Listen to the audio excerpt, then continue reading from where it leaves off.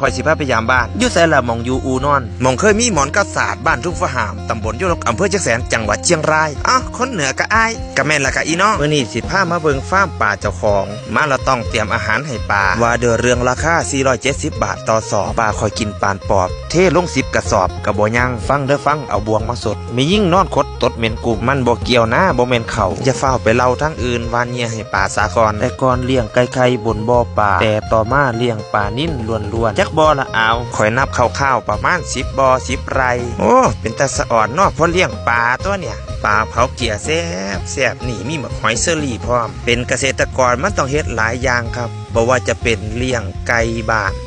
เลี้ยงแบะก็เลี้ยงงัวก็เลี้ยงพร้อมกับปลูกพืชผลละไม้ที่พอจะกินได้ขิงข่าตะไคร้ใบมะกรูดหมักฮุงหมักนาวพร้อมด้วยนี่ต้นกอกต้นกล้วยแนวสิใส่ตำหมักฮุงหมักสีดอกสีดา